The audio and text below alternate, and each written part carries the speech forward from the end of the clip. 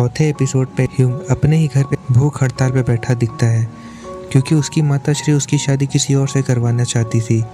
लेकिन यहाँ ह्यूंग को जेमी से शादी करना था, जिसके लिए घर से परमिशन और सपोर्ट नहीं मिल रहा था। इधर ह्यूंग को बेहोश पड़ा देख के जेमी के दिमाग में सिर्फ यही बातें घूम रही थी। तभी वहाँ पुलिस की गाड़ी की आवाज़ आती है। जेमी बेहोश पड़ा हेजो को साइड की झाड़ियों में छिपा देती है और खुद भी वहाँ छिप जाती है, क्योंकि कहीं ना कहीं जेमी अब वापस जाने से डरने लगी थी, क्योंकि अगर उसके परिवार वालों को उसके मेनोपॉज वाली बात पता चलेगी तो पता नहीं जेमी के साथ क्या होगा। पुलिस ह्यूंग को जेमी के सामने से ले जाता है, जो देख के जेमी बहुत रोती है। अब सीन यहाँ प्रेजेंट में आता है, जहाँ हेजो और जेमी एक साथ ब्रिज पे खड़े थे और एक दूसरे को अपनी दुख भरी कहानी सुना रहे थे। हेजो मजाक ही मजाक में जेमी को अपने मरने तक साथ देने का बोलता है, जो जेमी घंटा समझ नहीं पाती है और मजाक मजाक में ही बात को हटा देती है। और मजाक ही मजाक में जेमी हेजो को पानी में धक्का देके उसे गालियाँ देके चली जाती है। ह्यूंग जिस पुलिस स्टेशन में था, रात को जेमी उसी पुलिस स्टेशन पे कॉल करती है और ह्यूंग को अपने उलझे हुए शब्दों में अपनी राज की बात बता रही थी, लेकिन ह्यूंग को कुछ समझ नहीं आता है। उसी वक्त हेजो वहाँ आ जाता है और जेमी को लेके भाग जाता है, क्योंकि पुलिस वालों को पता चल गया था कि जेमी उसी के पास वाले बूथ से कॉल कर रही थी और जेमी और हेजो वहीं साइड में बैठे ह्यूंग से छुप रहे थे। कुछ देर बाद जेमी और हेजो रात को डिनर कर रहे थे। उसी वक्त जेमी हेजो को अपने मन की बात बताती है कि उसे अब ह्यूंग से शादी नहीं करनी, क्योंकि ह्यूंग से शादी करने पे सबको लगेगा क्योंकि जेमी ह्यूंग के परिवार के पैसों के लिए ह्यूंग से शादी कर रही है। ह्यूंग को लेने के लिए उसकी माँ ने एक पर्सनल असिस्टेंट मतलब एक बॉडीगार्ड भेजा था, जो ह्यूंग को पुलिस स्टेशन से उठा के ले जाता है, क्योंकि ह्यूंग पुलिस स्टेशन में हंगामा कर रहा था।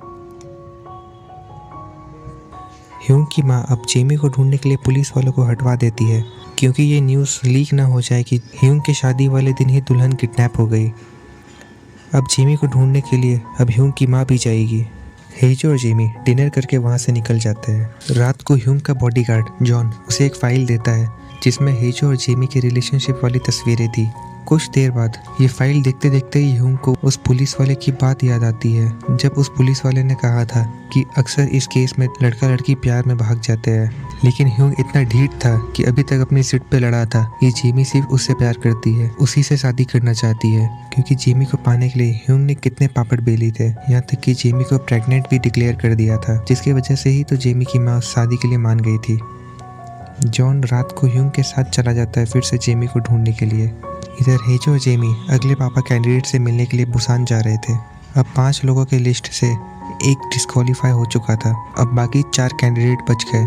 जेमी हेजो से पूछती है कि उसे इतने सालों के बाद याद क्यों आया अपने पापा से मिलने का, और हेजो जेमी को कुछ नहीं बताता है और वहाँ से उठ के बाथरूम चला जाता है। बाथरूम में जाके उसे फिर से दौड़े पड़ने लगते हैं। बुसान पहुंच के जेमी हेजो को बाथरूम से आवाज़ लगाती है। हेजो के निकलने पे जेमी फ्लोर पे पड़े दवाइयों को देख लेती है। स्टेशन से बाहर आते ही जेमी हेजो से उसके बेहोशी का रीज़न पूछती है, क्योंकि जेमी को हेजो का नेचर थोड़ा पतला पतला लग रहा था और जेमी ने पिछले ही दिन हेजो के नाक से खून निकलता हुआ देखा था। हेजो ये सब सुन के ब्लेम हेजो पे डाल देता है कि उसके साथ मारा मारी। जेमी हेजो का बात आधा सुने ही टैक्सी पकड़ने के लिए निकल पड़ती है।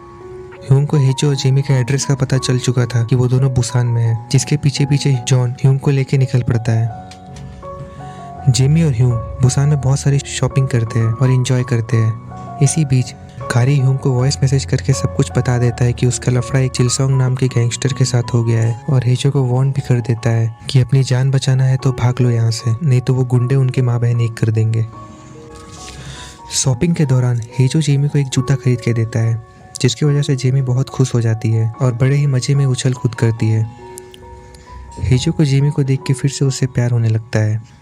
अगले सीन में चिलसोंग के लोग कारी को रेलवे ट्रैक पे बांध देते हैं, ऐसे पनिशमेंट, क्योंकि उन्हें पता चल गया था कि कारी ने हेजो को वॉइस मैसेज करके भगा दिया था। चिलसोंग कारी को एक मौका और देता है, लेकिन उसे हेजो को किसी भी हाल में ढूंढना है, नहीं तो हेजो के बदले वो कारी को मार देंगे। हेजो और जेमी पापा कैंडिडेट नंबर 2 से मिलते हैं। पहली ही मुलाकात में जेमी उस अंकल को सारी बात बता देती है कि वो लोग हेजो को बनाने वाले स्पर्म डोनर को ढूंढ रही है। ये सुन के उसके पापा कैंडिडेट नंबर 2 अपने घर पे उसे इनवाइट कर देते हैं। उन्हें घर के अंदर बुलाते हैं और वहाँ उनकी अच्छी खातिरदारी करते हैं जेमी और पापा कैंडिडेट की अच्छी बॉन्डिंग हो गई थी, जिसकी वजह से जेमी सारी बातें खुल के उस पापा कैंडिडेट के साथ कर रही थी, जो देख के हेजो को ठीक नहीं लगता है। थोड़ी देर बाद हेजो अपने पापा कैंडिडेट का DNA सैंपल अपने क्लिनिक वालों को भेज देता है। अगले सीन में इधर कारी को सूत्रों से पता चल जाता है कि हेजो क्या करने के लिए इधर से उधर भटक रहा है और उसे हेजो के सारे पापा कैंडिडेट्स के एड्रेस मिल चुके थे, जिसका यूज करके वो चिलसोंग को हेजो के पास ले जाने वाला था। रात को हेजो और जिमी अपने पापा कैंडिडेट के साथ बैठ के डिनर करते हैं और थोड़ी देर बाद सभी सोने चले जाते हैं। जिमी उस आदमी के साथ इतना घुल मिल गई थी कि वो अपनी सारी पर्सनल बातें भी शेयर कर देती है, जैसे उसकी मेनोपॉज वाली बात भी बता देती है। लेकिन उसके पापा कैंडिडेट हंसने के बजाय उसे सपोर्ट करते हैं और उसे कंफर्टेबल करने के लिए जोक भी सुनाते हैं। रात को सोते वक्त जिमी को रोना आ रहा था। जिमी चद्दर के अंदर घुस के रो रही थी, जिसकी आवाज़ हेजो को साफ सुनाई दे रही थी। हेजो जिमी को कंफर्टेबल करने के लिए उसके पीठ सहला रहा था। यहाँ इस एपिसोड की समाप्ति हो जाती है। फिर मिलेंगे इसकी अगली एपिसोड के साथ। तब तक के लिए टाटा।